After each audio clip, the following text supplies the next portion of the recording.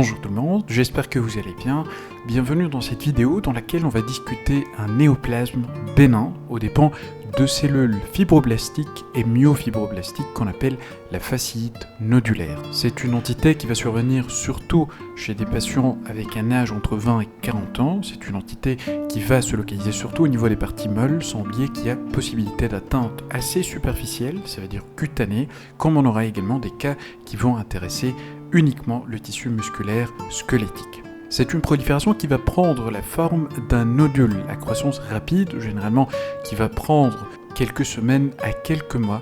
Et dans cette vidéo, on va voir l'aspect morphologique de cette prolifération, quels sont les critères diagnostiques qu'on aura à observer sur notre lame HE afin de poser ce diagnostic, quels sont également les anticorps qu'on pourra demander pour appuyer le diagnostic de fasciite nodulaire.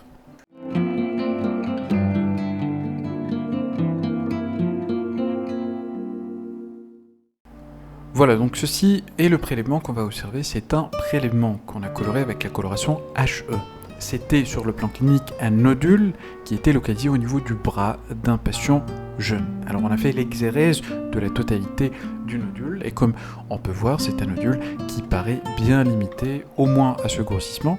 On voit que également on a importé des lobules adipeux appartenant au tissu sous-cutané, ça veut dire au niveau de l'hypoderme. Alors généralement quand on a au cours de l'exérèse d'un nodule des parties molles un aspect qui est bien limité du nodule, ça veut dire on a emporté uniquement le nodule sans présence de tissu cutané qui est superficiel, parce que le tissu cutané c'est la partie qui va couvrir notre nodule et on n'a pas en même temps du tissu musculaire strié. Cela voudra dire dans une grande partie des cas que le nodule il est sous-cutané. Il n'est pas profond au niveau du muscle et il n'est pas cutané, ça veut dire superficiel. Donc c'est exactement le résultat qu'on a obtenu, c'est ce qu'on peut observer sur notre lame. Alors on voit très bien un caractère sur les différents segments, sur les différentes coupes, un caractère qui est bien limité. Voilà, ce qui paraît comme une capsule qui est éosinophile en périphérie, on va vérifier par la suite et on va s'assurer que en fait c'est une pseudo-capsule et pas une vraie capsule. Mais à côté de cette bonne limitation, on a la présence focale d'une infiltration en périphérie. Regardez par exemple à ce niveau, au niveau de ce fragment, on a un caractère qui est bien limité au niveau de cette partie. On voit une limite entre la partie de la prolifération qui est en basophile, là où on a une forte concentration de noyaux et donc une forte concentration d'éléments cellulaires en prolifération. Et de l'autre côté, on a des éléments adipeux, on a également des éléments qui sont un peu éosinophiles, correspondant bien sûr à des fibres de collagène. Alors, à l'inverse de cet aspect bien limité au niveau de cette partie, on a de l'infiltration au niveau de cette partie en haut, et on voit très bien qu'on a un passage d'éléments basophiles, ça veut dire de noyaux, et donc de cellules tumorales en prolifération, vers ces éléments fibreux qui sont en fait des septa, qui vont séparer les différents lobules adipeux de notre tissu cutané. On voit très bien ces lobules ici, on a un lobule à ce niveau, un deuxième lobule, et puis on voit le passage d'éléments cellulaires de la prolifération dans le septa interlobulaire. L'infiltration classiquement focale est un phénomène qui est très fréquent dans les cas de fasciite nodulaire. Passons maintenant à l'élément, au segment qui montre une grande partie de la prolifération. Et là, on va agrandir un peu afin de l'analyser, de préciser les différentes caractéristiques morphologiques. Alors tout d'abord, si on veut faire une appréciation de la cellularité, on va trouver un élément important, un élément clé dans la morphologie de la fasciite nodulaire, c'est la cellularité variable. Alors déjà, d'un cas à l'autre, d'un patient à l'autre, on va trouver des modifications, ça veut dire un cas qui va être cellulaire, d'autres cas qui vont être moins cellulaires, ainsi de suite. Et dans le même cas, c'est-à-dire dans la même tumeur, on va tomber sur des zones qui sont hypocellulaires, ce qu'on voit ici, ça veut dire là où on voit une prédominance d'une teinte éosinophile, reflétant la présence d'une composante fibreuse, collagénique qui est importante par rapport aux éléments cellulaires, qui restent appréciables à ce grossissement grâce à leur teinte qui est basophile, ça veut dire en visualisant leur noyau. À la différence de ces zones hypocellulaires, on a d'autres zones qui sont plus basophiles. Regardez par exemple au niveau de cette région, on a un caractère basophile, témoignant d'une forte concentration d'éléments nucléaires et donc d'une cellularité qui est plus importante.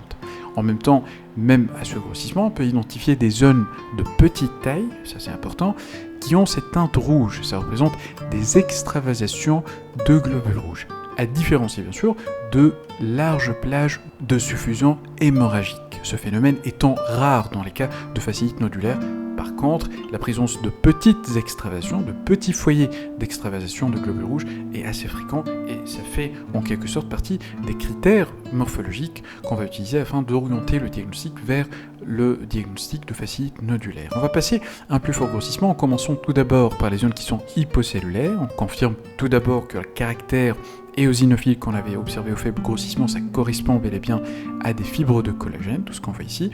Et puis on voit que mêlées et déposées sur ce fond collagénique, on a nos cellules tumorales. C'est des cellules fusiformes, on voit très bien un caractère qui est vésiculaire de la chromatine au niveau des différents noyaux. Et puis on voit la présence également de quelques nucléoles. Voilà. Le nombre de nucléoles au niveau des noyaux, ça varie entre 1 à 2 nucléoles. Alors on va garder ou laisser les caractéristiques cytonucléaires des cellules tumorales jusqu'à ce qu'on passe aux foyers qui sont plus cellulaires. Alors j'aimerais vous montrer cet aspect parce que là, et au niveau de certains foyers, par exemple au niveau de cette région-là, ou bien cette région-là, on a l'impression de voir une certaine architecture qui est dite storiforme. Et cette architecture storiforme, ça rappelle un peu l'aspect en rayon de rouge, généralement avec un centre qui est occupé par des fibres de collagène, et on a à la périphérie le départ de façon centrifuge de nos cellules tumorales. Ça rappelle un peu l'aspect de rayon de roue. Et ça veut dire l'architecture storiforme, c'est une des deux architectures qu'on pourra observer dans les cas de fasciite nodulaire. Alors j'aimerais passer maintenant au foyer qui était plus cellulaire. Regardez-moi cette cellularité, et c'est un élément important parce qu'il faudra se rappeler que les cas de fasciite nodulaire peuvent présenter parfois une cellularité qui est très importante, ce qui va simuler bien sûr l'aspect d'un sarcome, d'où le nom de cette entité, on peut l'appeler également la fasciite pseudo-sarcomateuse. Alors on va passer au niveau de ce foyer, comme on disait, qui est hypercellulaire, et là on découvre la deuxième architecture qui est l'architecture fasciculée. Alors ici, on voit très bien le passage de ces cellules selon un sens qui est déterminé, et là on voit très bien qu'on est en train de couper nos cellules de façon longitudinale. À l'inverse de ça, on aura à observer des cellules qui sont coupées à l'inverse de façon transversale. Alors ici, c'est longitudinal, on voit les cellules sur toute leur longueur, et puis à ce niveau, on a des cellules présentant des noyaux avec les mêmes caractères de la chromatine, ça veut dire toujours avec une chromatine qui est vésiculaire, mais ça montre des formes plutôt rondes sur les noyaux, ce qui est témoin du caractère transversal de la coupe au niveau de ce faisceau. Alors ici, concernant les caractéristiques cytonucléaires, il est important de préciser que la fasciite nodulaire, c'est une prolifération aux dépens de fibroblastes et de myofibroblastes. Les myofibroblastes, c'est en fait des cellules avec un caractère intermédiaire entre les fibroblastes et les cellules musculaires lisses. Ça rappelle un peu l'aspect de fibroblaste, vu l'aspect fusiforme, vu l'aspect allongé des noyaux, mais avec un cytoplasme qui est abondant.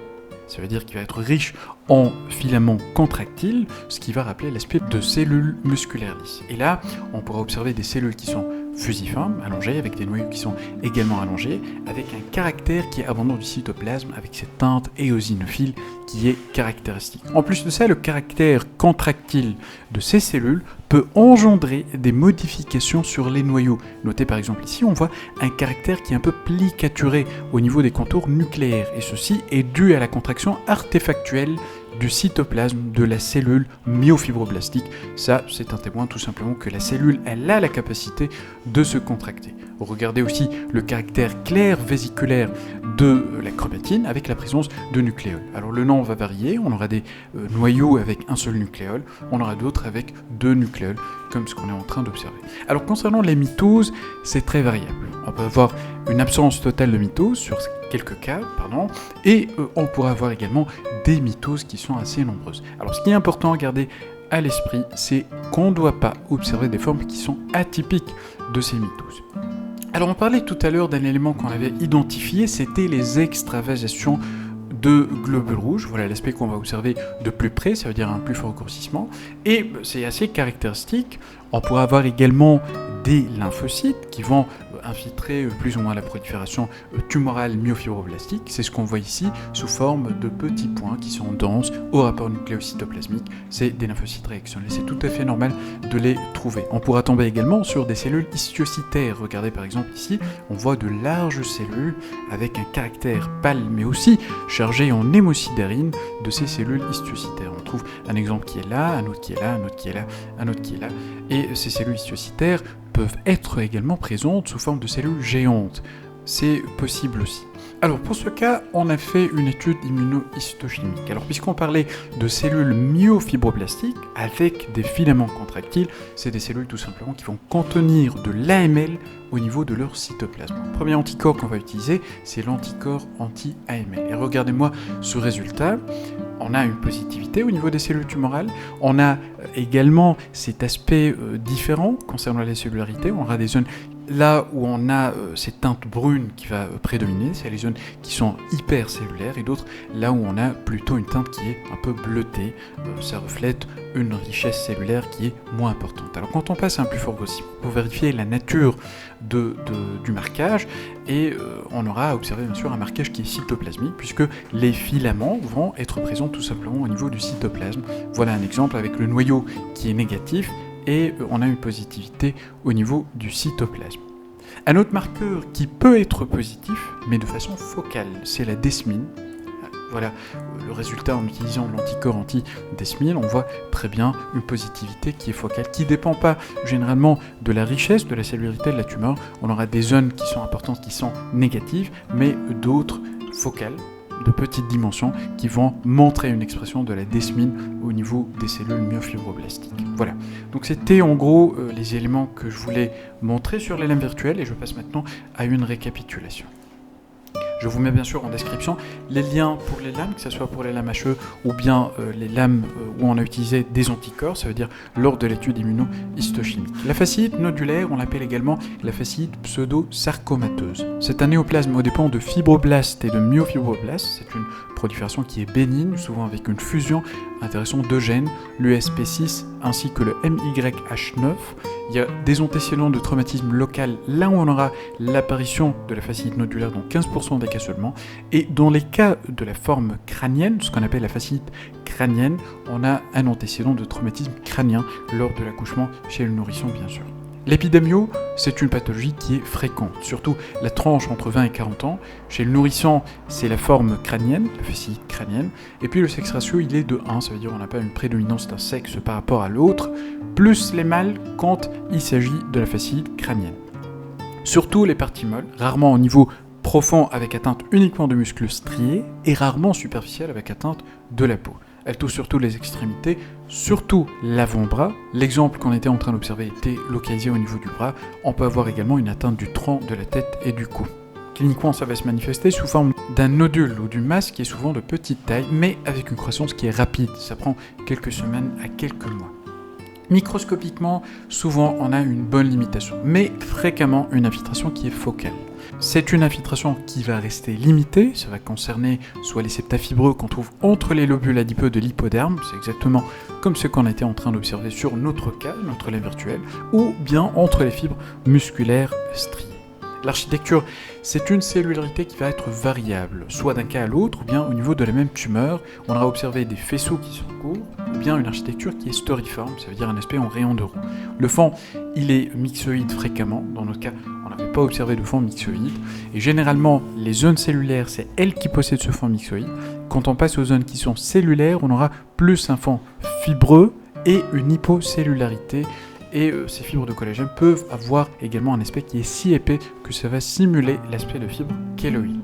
Concernant les cellules, c'est des fibroblastes et des myofibroblastes avec un cytoplasme éosinophile, noyau vésiculaire, 1 à 2 nucléoles, sans pléomorphisme, sans hyperchromatisme.